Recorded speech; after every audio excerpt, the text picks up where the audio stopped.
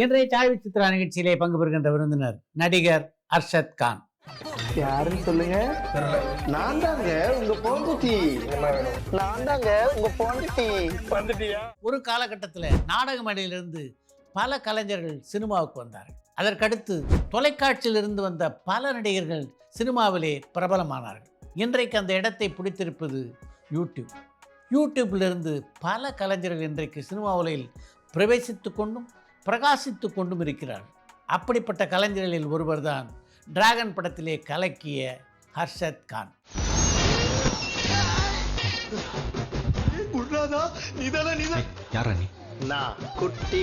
ஹர்ஷத் கான் இன்றைக்கு ஒரு சினிமா கலைஞராக வெற்றிகரமாக வலம் வருகிறார் என்றால் அதுக்கு மிக முக்கியமான காரணம் அவருடைய அர்ப்பணிப்பும் தன்னம்பிக்கையும் தான். நான் புது ட்ரெஸ் போட்டு வந்திருக்கேன். எப்படி இருக்கு? Super sir. புது சட்டை போடுறது முக்கியம் இல்லை சார், டேகை பிச்சிட்டு போடணும். யார் இவரு? Friend sir. ஓ, ஃபன்னி காய். தொலைக்காட்சி ஊடகம், யூடியூப் தளம், சினிமா ஆகிய மூன்றிலும் தான் பெற்ற அனுபவங்கள் பலவற்றை இந்த நேர்காணலிலே பகிர்ந்து கொண்டிருக்கிறார் ஹர்ஷத் கான்.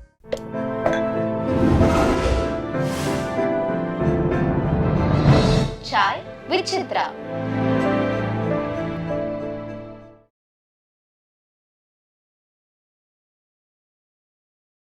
வணக்கம். வணக்கம் சார். படிக்கும்போது ஹர்ஷத் கானுடைய கனவு என்னவா இருந்தது? சார், அது ஸ்கூல் படிக்கும்போது ரொம்ப ஜாலியாக இருக்கணும், எதை பற்றியும் கவலைப்படக்கூடாது. ரொம்ப ஜாலியாக இருக்கணும். அதாவது அடுத்து என்ன அப்படின்றதெல்லாம் யோசிக்கவே கூடாது. அப்போ என்ன, அவ்வளோதான் நம்மளுடைய எய்ம். இன்னைக்கு இந்த கிளாஸை கட்டடிக்கிறோம், அதுதான் நமக்கு சந்தோஷம்னா அதை பண்ணிடணும். லிவ் தி டே, அவ்வளோதான். அந்த மாதிரி தான். இன்னைக்கு 3:30 மணிக்கு போய் வேற ஒரு ஸ்கூலில் நின்று கொஞ்சம் சைட் அடிக்கிறது ஒரு சந்தோஷம்னா அதை பண்ணிடணும். இன்னைக்கு எக்ஸாமு ஒரு ஏதாவது பார்த்து எழுதுறோம் அப்படின்ற சந்தோஷம்னா அதை பண்ணிடணும். இந்த மாதிரி அந்த அன்னைக்கு என்னென்ன சந்தோஷமோ அதை பண்ணிடணும் இருந்தது.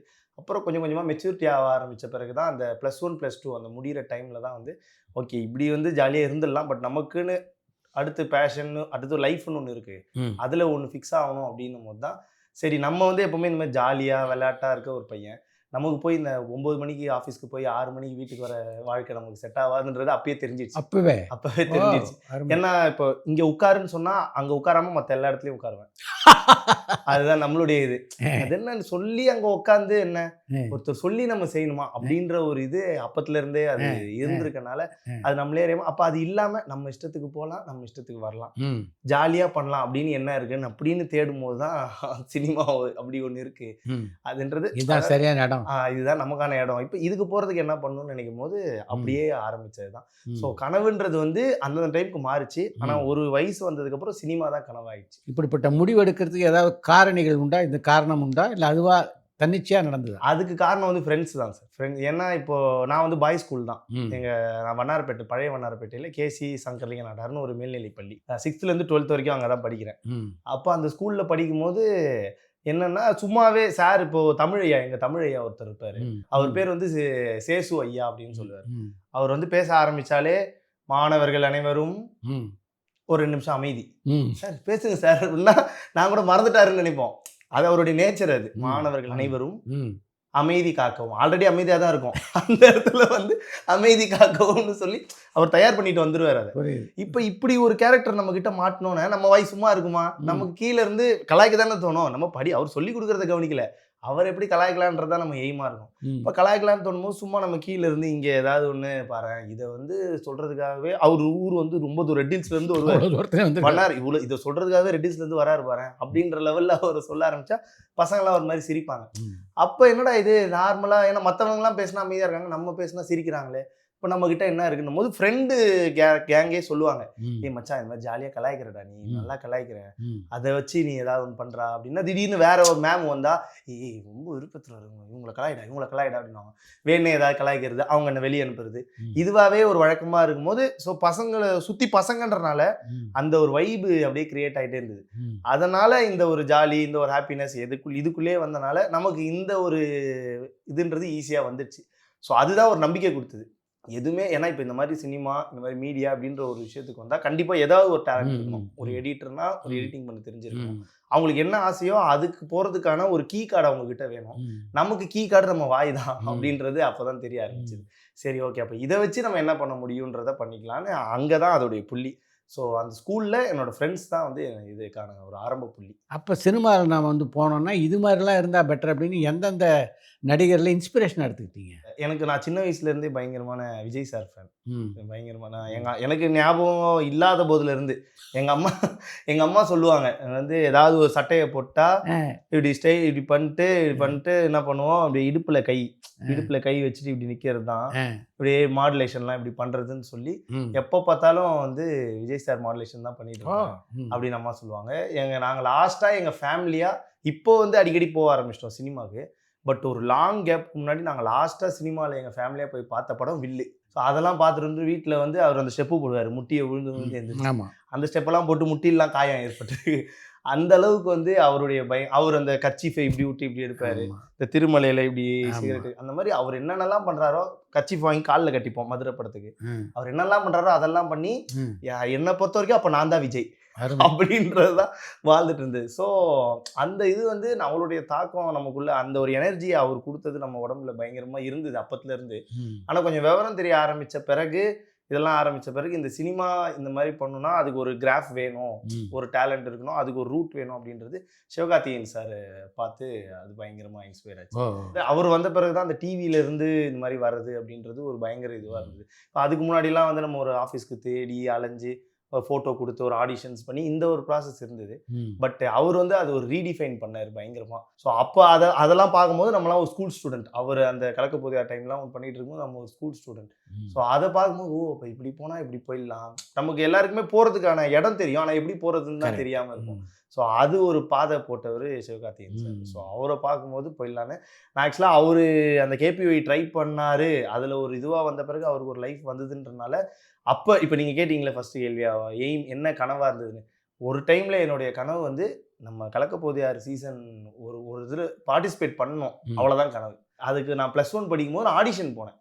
அப்போ வந்து கலக்க போதியார் 6 5 என்னோ நடந்துட்டு இருக்கு. ஸோ அதுக்காக இங்கே பிரசாத் ஸ்டுடியோ இருக்குல்ல சார் வடபழனியில், அங்கே வந்து ஆடிஷன் சொல்லிட்டு எங்கள் வீடு வந்து காசிமேடு அங்கே தான் இருக்குது. ஸோ பிராட்வேயில் 17E பஸ் ஏறினோன்னா வந்து இறங்கிடலாம், இல்லை 26 எது ஏறினாலும் வந்து இறங்கிடலாம் கரெக்டாக பிரசாத் ஸ்டுடியோ வந்து. நான் என்ன பண்ணிட்டேன், 9 மணிக்கு ஆடிஷன் போட்டாங்கன்னா நம்ம ஓகே ஒரு 8:30 மணிக்கு போவோம் அப்படின்னு சொல்லி வீட்டிலேருந்து கிளம்பி ஒரு 8:45 வந்துட்டேன். வந்து நின்று பார்த்தா கூட்டம் போகுது, பிச்சுக்கிட்டு வடபழனிலேருந்து வலசரவாக்கம் வரைக்கும் நிற்கிறாங்க. நான் கேட்டேன் ஏதாவது ஃபங்க்ஷனா, எல்லாம் இவ்வளோ பேர் வந்திருக்கீங்க, ஆடிஷன்யா அப்படின்றேன். ஆடிஷனுக்கே இவ்வளோ பேர் வருவாங்களா அப்படின்னா, எப்போ வந்தீங்க அப்படின்னு கேட்டால், நான் இப்போ தான் ப்ரோ 8:30 வந்தேன், நான் நேற்று நைட்லேருந்து வெயிட் பண்ணுறேன் அப்படின்ற ஒருத்தர். அப்போ தான் எனக்கு அதோட சீரியஸ்னஸ் புரிஞ்சுது. ஏன்னா அப்போ நான் 11வது படிக்கிற பையனுக்கு என்ன புரிதல் இல்லை, அதை பற்றி புரிதல் இல்லை. நான் என்ன நினச்சேன்னா, ஓகே பார்க்குறோம் சிவகார்த்திகேயன் வந்தார், ஓகே நம்மளும் போகிறோம் வரோம் இப்படின்ற ஒரு கிராஃபில் மைண்ட் வந்துட்டோம். அங்கே போய் பார்த்த பிறகு தான் கிரவுண்டில் ஒரு ரியாலிட்டி தெரியுது. ஓகே இவ்வளோ பேர் வந்து இருக்காங்க, உள்ளே போக முடியல.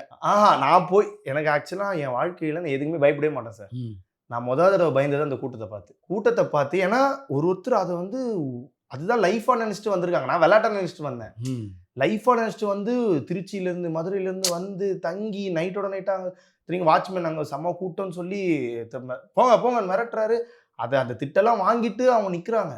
அப்போ பார்க்கும்போது இவ்வளோ சீரியஸாக எடுத்துருக்காங்களே, இவங்க முன்னாடிலாம் நம்ம ஒன்றுமே இல்லையேன்னு எனக்கு ஃபஸ்ட் டைம் என் வாழ்க்கையில் பயம் வந்தது அங்கே தான். சொன்னால் நம்ப மாட்டீங்கன்னா அந்த கூட்டத்தில் நிற்க கூட இல்லை. 8:45 இறங்கினவன் 9:10 பஸ்ஸு பிடிச்சி திருப்பி 10 மணிக்கெலாம் வீட்டுக்கு போயிட்டேன். எங்கள் அம்மாவை கேட்டாங்க, என்னடா போனேன் இவ்வளோ சீக்கிரம் ஆடிஷனா, நீ போகிற டைமுக்கு வர டைமுக்கு தான் நான் பஸ்ஸில் ஆடிஷனா, அந்த மாதிரி தான் இருந்தது. அந்த ஒரு ஜோனில் இருந்தனால. ஆனால் நான் இப்போ என்னென்னா வந்து நம்ம அசிங்கப்பட்டதை வந்து சொன்னால் அதுதான் பெரிய அசிங்கமே. அசிங்கப்பட்டதை விட அதை வந்து சொல்லும் போது தான் அது பெரிய அசிங்கமாக இருக்கும். அதனால இது சொல்லிடவே கூடாதுனால, இல்லைம்மா ஆடிஷன் தள்ளி வச்சிட்டாங்க கூட்டம் அப்படின்னு சொல்லி, கூட்டம் வந்தனால தள்ளி வச்சிட்டாங்கன்னு சொல்லி சமாளிச்சிட்டேன். அடுத்த ஒரு வாரத்தில் டிவியில் போட்டு மாட்டி கொடுத்துட்டாங்க. பிரம்மாண்டமாக நடந்து முடிந்த விஜய் தொலைக்காட்சி கலக்க போகுது யார் ஆடிஷன்னோட, ஆஹா அம்மா வேறு நம்மளை கேட்பாங்களே, அப்புறம் அவங்க அப்படியே மறந்து அது அப்படியே போயிடுச்சு. ஸோ அந்த இது வந்து எனக்கு ஒரு பயங்கரமான இம்பேக்ட் கொடுத்தது உள்ள. இப்போ வந்து ஒரு விஷயத்த நமக்கு அது ஈஸியாக வருதுன்றதுக்காக அதை நம்ம விளையாட்டாக எடுத்துக்கூடாது, அது சீரியஸாக எடுத்துக்கிட்டோம் பண்ணாதான் அது நமக்கு லாங் ரன் ஒன்று வரும் அப்படின்றது அதில் புரிஞ்சுது. அதுக்கப்புறம் திருப்பி அடுத்த வருஷம் நான் +2 படிக்கும்போது அப்புறம் போயிட்டு வந்து ஃப்ரெண்ட்ஸ் கிட்டலாம் சொன்னேன், இந்த மாதிரிலாம் இருக்குது அப்படின்னா. மச்சான் நீ எதுவுமே இல்லாமல் போகக்கூடாது, நீ உனக்குள்ளே ஏதாவது ஒரு திறமை, நீ ஜாலியாக பேசுவ கலாய்ப்பன்றது ஓகே, ஆனால் ஏதாவது ஒரு யூஎஸ்பி வேணும் அப்படின்னு சொன்னாங்கன்னு சொல்லி அதுக்கப்புறம் தான் வந்து அந்த டைமில் தான் அண்ணன் ரோபோ சங்கர் அண்ணன் இவங்கெல்லாம் பயங்கரமாக மிமிக்ரி பண்ணி வேறு நிகழ்ச்சி இதெல்லாம் போவாங்க. அந்த வீடியோலாம் யூடியூப்பில் வரும். ஸோ எனக்கு என்னென்னா அப்போ நான் பார்க்கும்போது ஓகே மிமிக்ரி அந்த டைமில் மிமிக்ரி ஒரு பயங்கர ஃபேமஸ் கல்ச்சராக இருந்தது இல்லை சார். இப்போ வந்து எப்படி இந்த யூடியூப் ஒன்று இருக்கோ அந்த டைமில் அந்த டெலிவிஷனில் மிமிக்ரி பண்ணுன்றது ஒரு பெரிய இது. அதனால நம்மளும் மிமிக்ரி பண்ணோம் அப்படின்னு சொல்லி, ஆனால் எனக்கு சொல்லித்தரதுக்கு பெருசாக யாருமே ஆள் இல்லை. இப்போ நான் என்ன பண்ணுவேன், யூடியூப்பில் சும்மா ஏதாவது தேடுவேன். இவர் Bhagyaraj sir mimicry voice, captain Vijayakanth sir mimicry வாய்ஸ்ன்னு போட்டால் எந்த வாய்ஸ் போட்டாலும் ரோபோ சங்கர் அண்ணன் வருவார். ஸோ அவர் யூடியூப்பில் பேசியிருக்கிறத பார்த்தே நான் ப்ராக்டிஸ் பண்ணுவேன். ஸோ அவர் பேசியதை பார்த்தே ப்ராக்டிஸ் பண்ணும்போது ஒரு நாள் வந்து அந்த எனக்கு வந்து என்னென்னா இந்த இப்போ நம்ம வீடியோ கூட ஏதாவது உங்கள் வீடியோலாம் நான் வீட்டில் உட்காந்து பார்க்கும்போது வீடியோ ஓடிட்டே இருக்கும், கீழே கமெண்ட்ஸ் படிச்சுட்டே இருப்பேன். எனக்கு அந்த ஒரு பழக்கம் இருக்குது எப்போவுமே. அந்த மாதிரி அது வாய்ஸ் போயிட்டே இருக்கும்போது கீழே கமெண்ட்ஸ் பார்க்கும்போது பார்த்தா அதில் நீங்களும் மிமிக்ரி கற்றுக்கொள்ள வேண்டுமா, இந்த எண்ணிற்கு அழைக்கவும் அப்படின்னு சொல்லி ஒரு நம்பர் போட்டிருக்கு. பிரசாந்த்னு சொல்லி அவர் பேர். அந்த நம்பர் போட்டிருந்தா அந்த நம்பருக்கு ஃபோன் பண்ணுறேன். அவர் சொல்கிறாரு, நண்பரே நாங்கள் இந்த மாதிரி ஒரு வாட்ஸ்அப் குழு வச்சுருக்கோம், இந்த குழுவில் நாங்கள் மிமிக்ரி எல்லாருமே பேசுவோம், ஆர்வம் உள்ளவர்கள் கற்றுக்கொள்ளலாம் அப்படின்னா என்ன உடனே ஜாயின் பண்ணி விடுங்க அப்படின்னு கேட்டு அன்றைக்கே அவர் ஜாயின் பண்ணி விடுறாரு. பல குரல் கலைஞர்கள் அப்படின்னு சொல்லி அந்த குரூப், அந்த குரூப்பில் இன்றைக்கி வரைக்கும் இருக்கேன். ஸோ அந்த குரூப்பில் ஜாயின் நான் உள்ளே போகிறேன். உள்ளே போன உடனே என்கிட்ட யார் நம்பருமே இல்லை, புதுசாக சேர்றேன்ல, யார் நம்பரும் சேவ் பண்ணல. உள்ளே போன உடனே டக்குன்னு பார்த்தா, நண்பா எல்லாரும் எப்படி இருக்கீங்க, நல்லா இருக்கீங்களா நண்பா அப்படின்னு ஒரு ஆடியோ வருது. நான் ரொம்ப நல்லா இருக்கேன், நீங்கள் எப்படி இருக்கீங்க இப்படின்னு ஒரு ஆடியோ வருது. ரொம்ப சந்தோஷம், எல்லாரும் எப்படி இருக்கீங்க, பார்த்து ரொம்ப நாள் ஆகுது இப்படி ஒரு ஆடியோ வருது. விஜய் சார், அஜித் சார் எல்லாருமே இந்த குரூப்ல இருக்காங்களா, இந்த குரூப்ல நம்மளா அப்படின்ற அளவுக்கு ஒரு இது. அப்புறம் என்னை சேர்த்து விட்டார்ல அந்த பிரசாந்த், அவர்கிட்ட தனியாக போய், தலைவா என்ன தலைவா உள்ள வந்தா விஜய் சார் பேசுறாரு, அஜித் சார் பேசுறாரு, சிவகார்த்திகேயன் சார்லாம் பேசுறாரு. ஜி நான் தான் சொன்னேன், மிமிக்ரி குரூப், இங்க எல்லாருமே இப்படிதான் பேசி பிராக்டிஸ் பண்ணுவாங்க. யாருமே சொந்த குரல்ல பேச மாட்டாங்க, எல்லாமே வேற ஒரு குரல் கடன் வாங்கி தான் பேசுவாங்க. நீங்க பிராக்டிஸ் பண்ணுனீங்களா, உங்களுக்கு அவங்க பேசிட்டே இருப்பாங்க, அதை நீங்க எடுத்து கேட்டு நீங்களும் உங்களுடைய வாய்ஸை பதிவு பண்ணுங்க அப்படின்னாரு. அப்பத்துல இருந்து நான் வந்து பயங்கரமா சார், இப்போ கூட வந்ததுலேருந்து பாருங்க, நீங்க ஒரு 2 வார்த்தை தான் பேசியிருக்கீங்க, நான் தான் ரொம்ப நேரமா பேசிட்டு இருக்கேன். அந்த மாதிரி எனக்கு பேசுறது ரொம்ப பிடிக்கும், பேசிக்கிட்டே இருப்பேன். ஆனா அந்த குரூப்ல சேர்ந்து ஒரு வாரம் கிட்ட வாயவே திறக்கல. தடவையா மற்றவங்க பேசுறதை கவனிக்கிறேன். விஜய் சார் வாய்ஸ்ல பேசுறாங்க, இந்த voice Raghuvaran sir voice, Bhagyaraj sir, எல்லா வாய்ஸ்லையும் பேசுறாங்க. எல்லாத்தையும் கவனிக்கிறேன். அதை கவனிச்சு அதெல்லாம் உள்வாங்கி அப்புறம் கொஞ்சம் கொஞ்சமா எனக்கு என்னன்னா, நம்ம போட்டா நல்லா இல்லைன்னு சொல்லிடுவாங்களோ, நம்மளை போட்டா இவன் யாரா இப்படி இதெல்லாம் எடுத்துட்டா வரீங்க எக்ஸ்பெக்டைஸ் பண்ணிட்டு பேசுவோம் அப்படி கொஞ்சம் இதாகிட்டு வருவோம். ப்ராக்டிஸ் பண்ணிட்டே இருக்கேன். இதுல என்னன்னா, வீட்டில் வந்து பாத்தீங்கன்னா இப்போ நம்ம வீடு ஒரு நார்மலான ஒரு மிடில் கிளாஸ் ஃபேமிலி.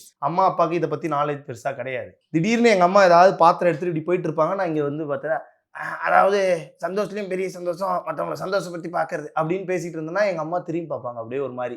எனக்கு ஒரு ஆக்வர்டா இருக்கும், போமா நீ போமா அப்படின்னுவேன். இப்போ இதனாலேயே இவங்க எல்லாரும் ஒரு மாதிரி பார்க்குறாங்கன்னு சொல்லி நைட்டு தூங்கும் போது என்ன பண்ணுவேன், பெட்ஷீட் எடுத்துவேன்.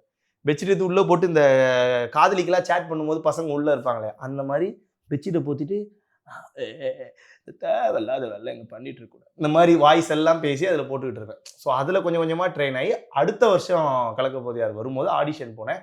இப்போ ஒரு 100 பேர் மட்டும் செலக்ட் பண்ணி ஒரு அடுத்த செகண்ட் ஆடிஷன் வச்சாங்க. அந்த அளவுக்கு செலக்ட் ஆனேன், செகண்ட் ஆடிஷனில் செலக்ட் ஆனேன். பட் அதுக்கப்புறம் அதுலேயுமே ரிஜெக்ட் ஆகிட்டேன். ஸோ ரிஜெக்ட் ஆகிட்டு அப்போ என்னன்னா, போன இதை விட இப்போ நம்ம கொஞ்சம் முன்னேறி வந்திருக்கோன்ற ஒரு கான்ஃபிடென்ட் வந்தது. அந்த டைமில் வந்து எனக்கு பாக்கியராஜ் சார் வாய்ஸ் மட்டும்தான் வருமே, எனக்கு வெறும் பாக்கியராஜ் சார் வாய்ஸ் மட்டும்தான் வரும். இது ஒரு வாய்ஸ் நம்ம கற்றுக்கிட்டோம் போய், ஏன்னா பாக்கியராஜ் சார் வாய்ஸ்லேயே அந்த ஒரு ஹியூமர் வந்துடும். ஸோ இதை நம்ம பேசினாலே அவ்வளோதான், நமக்கு டைட்டில்லாம் கொடுத்துருவாங்கன்ற அளவு நினச்சிட்டு போயிட்டேன். ஆனால் அங்கே போனால் எல்லாரும் புது வாய்ஸ், அந்த டைமில் புதுசாக அந்த நடிகர்கள் வாய்ஸ் எல்லாம் மிரட்டுறாங்க. கண்ணை மூடி பார்த்தா அப்படியே அந்த ஆக்டர் பேசுகிறாங்க, அந்த மாதிரி இருக்குது.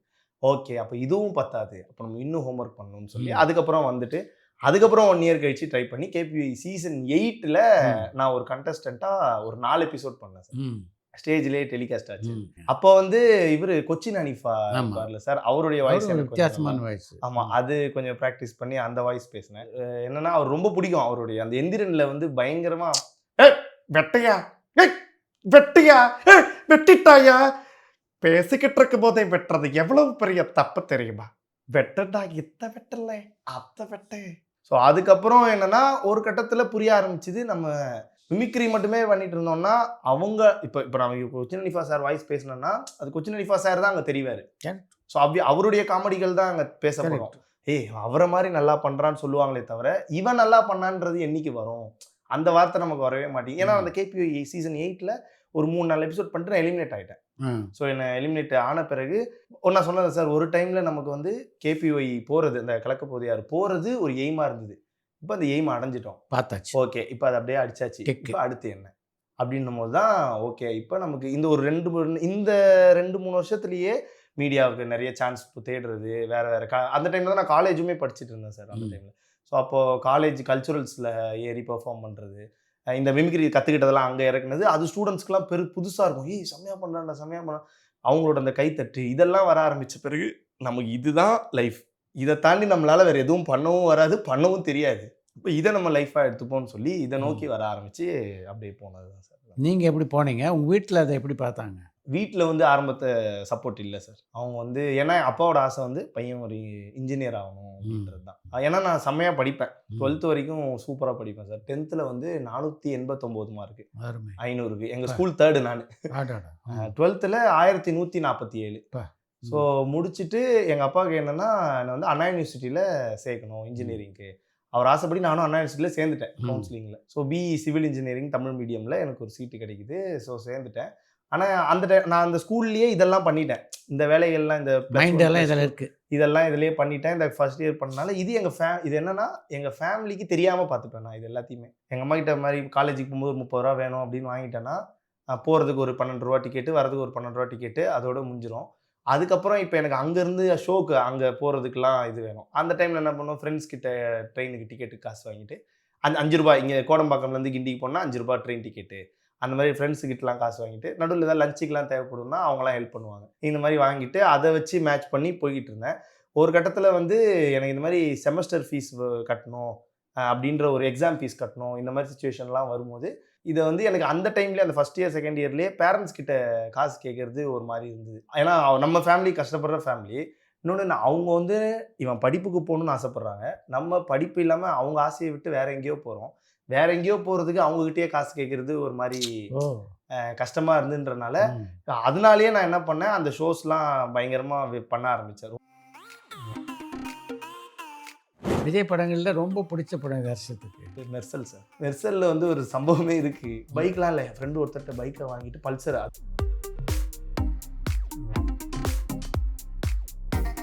உங்களுடைய கனவு கதாநாயகன் விஜய் இன்னைக்கு வந்து அரசியல் எடுத்து வச்சிருக்காரு. இப்போ தான் வேற ஒன் லாஸ்ட் டைம் அவரு சொல்லிட்டார் ஈஸியாக, நீங்கள் என்ன பண்ணாலும் நான் அழுவ மாட்டேன் அப்படின்னு. உங்கள் அப்பா அம்மா பார்த்து ரசித்த ஹர்ஷத்துடைய முதல் பெர்ஃபார்மன்ஸ் இது. ரிலீஸ் ஆகிறதுக்கு ஒரு மணி நேரத்துக்கு முன்னாடி தான் சொல்கிறேன், டக்குன்னு ஃபோன் எடுத்து சொந்தக்காரங்களுக்குலாம் ஃபோன் அடிக்கிறாங்க. 11:45 ஆயிடுச்சு. இப்போ இன்னும் ஒரு பர்ஃபார்மன்ஸ் தான் போடணும், விளம்பரம் போட்டாங்க. என்னடா வந்து வரவே இல்லை, வருமா இருமா லாஸ்ட்டாக, எனக்கு பக்கு பக்குன்னு இருக்கு. இருக்கோ இல்லையோ.